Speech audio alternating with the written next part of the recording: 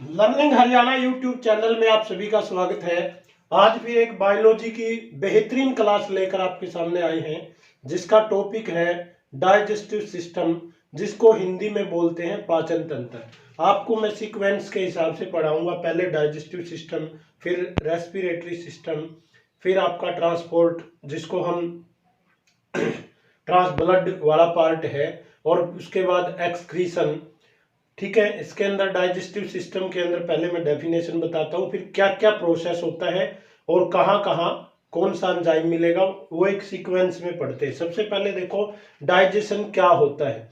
जैसे हम complex particle खाते हैं, जैसे हमने एक चपाती का बड़ा सा टुकड़ा लिया और जब उसको दांतों के द्वारा चबाते हैं, जैसे लिया, उस प्रोसेस को क्या बोलते हैं, फिर अंदर क्या होता है और कैसे वो मिक्स होता है, मिक्स होने के बाद कैसे एनर्जी मिलती है, और फिर उसको हम रिमूव करते हैं। एनस ऑर्गन है जो, यानी कि यहाँ पर जो सिस्टम है, आपने पढ़ा है छोटी क्लासों में कि जो सेल होती है वो basic structural and functional unit होती है बॉडी की।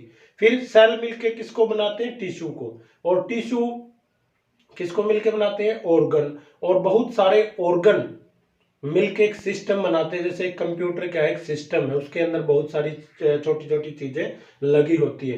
तो यहाँ पर जैसे हमारा जो माउथ है, माउथ के बाद जो फूड कहाँ जाएगा, तो ये बहुत सारे ऑर्गन है, और वो सारे ऑर्गन, छोटे छोटे ऑर्गन जुड़कर एक सिस्टम बनाते हैं, जिसको बोलते हैं डाइजेस्टिव सिस्टम। अब देखो जो कॉम्प्लेक्स पार्टिकल है, complex particles broken into simple particles।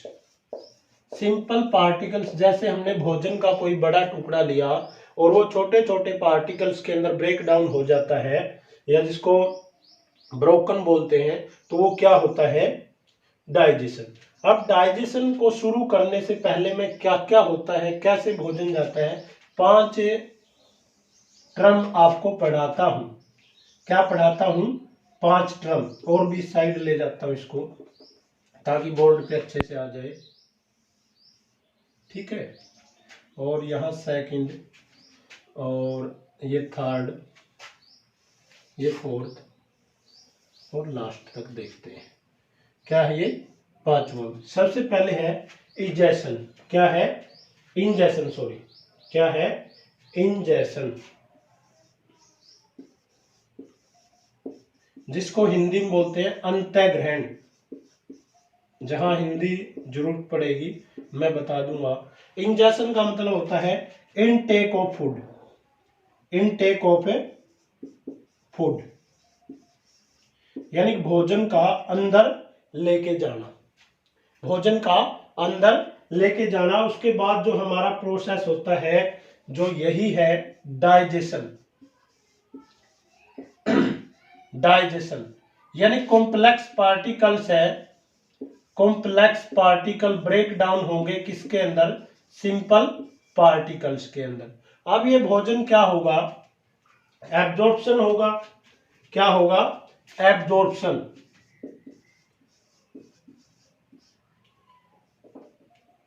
Absorption यानी कि ये क्या होगा, अवशोषण होगा इसका। एब्जॉर्प्शन के अंदर क्या है, जो डाइजेस्टेड फूड है, जो डाइजेशन हो गया, digested food, digested food mix होगा किसके साथ, mix with blood, mix with blood. ठीक है, और दोबारा देखो, जैसे भोजन को अंदर लेके जाते हैं उसको बोलते हैं इंजेशन, फिर डाइजेशन होता है, एब्जॉर्प्शन होता है, जो डाइजेस्टेड फूड है वो मिक्स हो जाता है किसके साथ, जो इंटेस्टाइनल वॉल होती है उनके अंदर क्या होती है, ब्लड कैपिलरी होती है, और ब्लड के साथ मिक्स हो जाता है। और यहाँ जो प्रोसेस चलेगा उसको बोलते हैं एसिमिलेशन। क्या बोलते हैं, एसिमिलेशन, एसिमिलेशन। अब ये जो फूड है ये डाइजेशन हो गया। अब इससे क्या मिलेगी हमें, एनर्जी। क्या मिलेगी, energy, growth, and repair of the tissue, repair of the tissue, energy, growth, repair of the tissue. और जो लास्ट पार्ट है इजेशन, यानी जो आपका अनडाइजेस्टेड फूड है, अनडाइजेस्टेड फूड रिमूव कर दिया जाता है बॉडी से, removed by body through special organ जिसको बोलते हैं एनस। एक बार रिपीट करता हूं, मैं देखता हूं आया है नहीं आया है सारा बोर्ड पे। हाँ भाई देखो, इंजेक्शन क्या है, अंतः ग्रहण करना, इनटेक ऑफ फूड। डाइजेशन के अंदर क्या है, कॉम्प्लेक्स, सिंपल के अंदर ब्रेक डाउन होता है। एब्जॉर्प्शन में क्या है, PTIO बनाना था यहाँ, एब्जॉर्प्शन क्या है, ये P है। एब्जॉर्प्शन, डाइजेस्टेड फूड होगा, इंटेस्टाइनल वॉल में जाएगा और मिक्स होगा ब्लड के साथ। एसिमिलेशन क्या है, यानी जो भोजन डाइजेस्ट हो गया उससे क्या मिलेगी, हमें एनर्जी मिलेगी और उस एनर्जी से हम growth, repair of the tissue कर सकते हैं। और इजेशन के अंदर क्या है, निष्कासन बोलते हैं उसको। अनडाइजेस्टेड फूड रिमूव होगा एक स्पेशल ऑर्गन के द्वारा, अगर वो दिखाई नहीं देता नेक्स्ट टाइम मैं इधर कर लूंगा, तो उस ऑर्गन का नाम है एनस, एनस के द्वारा।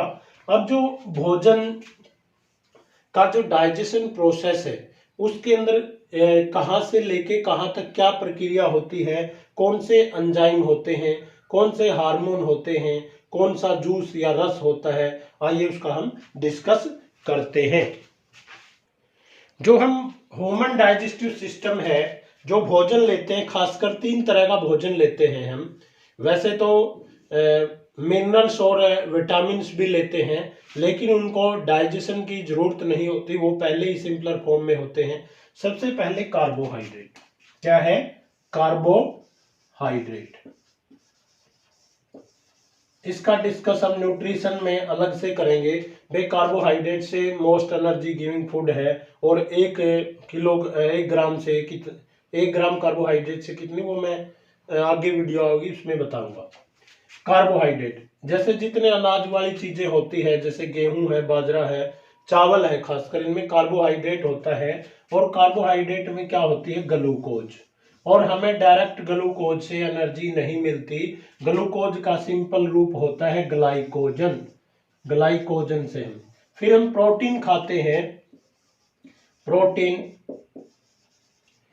प्रोटीन किस में मिलेंगे, पेप्टाइड्स में, और पेप्टाइड्स किसके अंदर टूटता है, पेप्टोन्स के अंदर। प्रोटीन्स पेप्टाइड्स में टूटेगा, पेप्टोन्स में। फिर आपका लिपिड है या फैट है, ये जाके फैटी एसिड में, फैटी एसिड और लास्ट में क्या बनेगा, ग्लिसरॉल। क्योंकि जो एंजाइम होते हैं उन पर डायरेक्ट फैट के ऊपर या लिपिड के ऊपर काम करना मुश्किल होता है, उसको वो ब्रेक डाउन करते हैं और फाइनली हमें एनर्जी जो फैट से मिलती है वो किस रूप में मिलती है, ग्लिसरॉल के रूप में। दोबारा देखो किस में मिलती है, ग्लिसरॉल के अंदर। पेप्टाइड्स, प्रोटीन, और लास्ट में पेप्टोन्स, कार्बोहाइड्रेट, ग्लूकोज, ग्लाइकोजन। और आपका protein, peptides, peptones, lipid, fat, fatty acid और ग्लिसरॉल। एक बार इसको इरेज कर देता हूं मैं।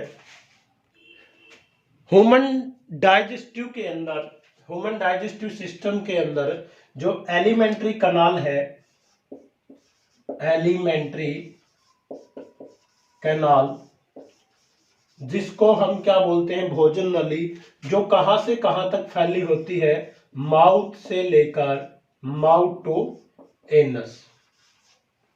अगर मीटर में इसकी लेंथ की बात करूं मैं तो 9 मीटर, और फिट के अंदर 32 पॉइंट समथिंग या 33 फिट इसको हम लिख देते हैं। ठीक है, अब जो माउथ से लेके जो भोजन है वो कैसे चलता है, ऑर्गन के साथ साथ जो इससे रिलेटेड ग्लैंड्स होती है उनका भी हम अध्ययन करेंगे, देखते हैं क्या क्या। जैसे माउथ, सबसे जो हम इंजेक्शन करते हैं, भोजन को लेते हैं माउथ, ठीक है। माउथ के अंदर क्या क्या होती है वो चीजें मैं बताता हूँ। माउथ के अंदर जो चीजें मिल सकती है इसको क्या क्या बोल सकते हैं? ओरल कैविटी बोल सकते हैं इसको, ओरल कैविटी बोल सकते हैं, बक्कल कैविटी बोल सकते हैं, और आपका एक नाम और होता है इसका ओरल, बक्कल, और एक नाम है माउथ कैविटी ही बोल सकते हैं। और क्या बोलेंगे? Mouth cavity. अब माउथ के अंदर दो चीजें होती है खासकर, जो इस साइड तो क्या लिखेंगे? ऑर्गन लिखेंगे। क्या लिखेंगे? ऑर्गन। अब माउथ में जो ग्लैंड्स होंगी, ये ग्लैंड्स है जो, ये क्या क्या चीजें देंगी? ये आपको एक तो दे सकती है जूस, ठीक है। क्या दे सकती है? एंजाइम। और क्या रिलीज कर सकती है? हार्मोन्स।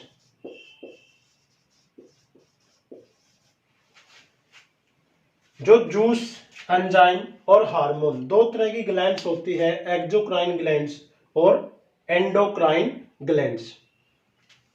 भाई हमें जूस मिल सकता है। अब माउथ के अंदर थोड़ा सा इसको इस साइड लिख देता हूं मैं एक बार, गैप में जो ग्लैंड्स है इसको इस साइड लिख सकता हूं मैं एक बार यहां पर, क्योंकि माउथ के अंदर दो चीजें पढ़नी है हमने। एक तो है टीथ और टंग, जिसका डिस्कस मैं लेटर करूंगा। और यहां पर जो ग्लैंड्स है, ग्लैंड्स हमें क्या क्या चीजें देती है? जूस रिलीज कर सकती है, एंजाइम रिलीज कर सकती है, और हार्मोन्स। जो हार्मोन्स रिलीज करती है उनको एंडोक्राइन ग्लैंड्स बोलते हैं। क्या बोलते हैं? एंडोक्राइन ग्लैंड्स, अंतःस्रावी ग्रंथियां। और ये दोनों बच गई, जो जूस और एंजाइम किससे होते हैं? एक्सोक्राइन ग्लैंड्स, बाह्यस्रावी ग्रंथियां या बहिस्रावी ग्रंथियां। अब जो ये डाइजेशन में हेल्प करती है, वो हार्मोन अपने जो डाइजेशन में हेल्प नहीं करते। तो अब माउथ के सामने अगर मैं बात करूं तो कौन सी ग्लैंड्स मिलेगी? Salivary glands. कौन सी? Salivary glands. लार ग्रंथि या लारीय ग्रंथि की बात करेंगे। फिर माउथ के बाद जो भोजन जाता है आपका किसके अंदर? ईसोफेगस के अंदर। किसके अंदर? ईसोफेगस। ओ वैसे साइलेंट है, ईसोफेगस। और दूसरा नाम है इसका फूड पाइप। क्या नाम है? Food pipe.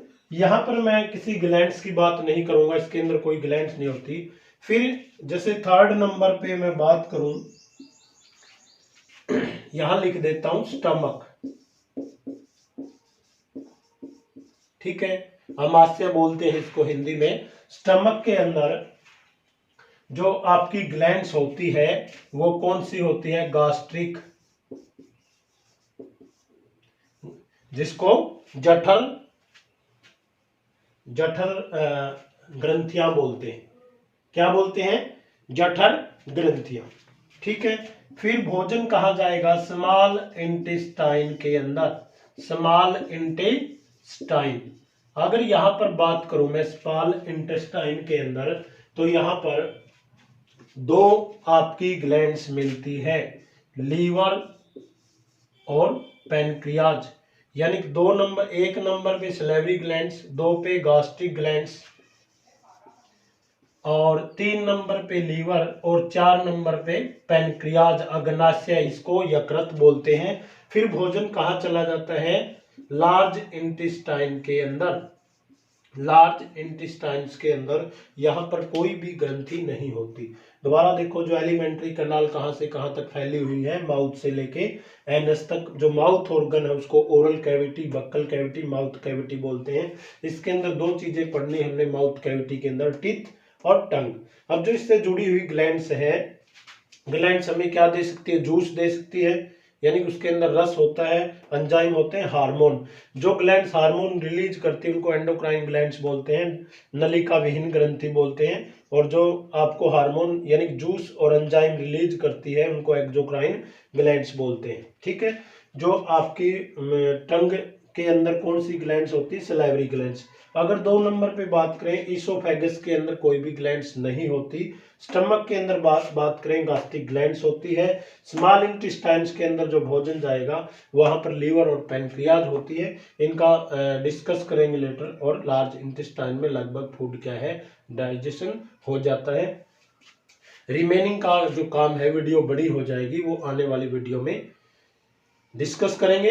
ये वीडियो यहाँ तक आपने देखी, आप सभी का धन्यवाद। और जो बच्चे इस चैनल को पहली बार देख रहे हैं, मैं देखो किसी चीज का वादा तो नहीं करता, BHSSC क्या पूछ ले, लेकिन इतना जरूर है आपका हर कंसेप्ट यहाँ से क्लियर होता चला जाएगा। Thank you, have a nice day.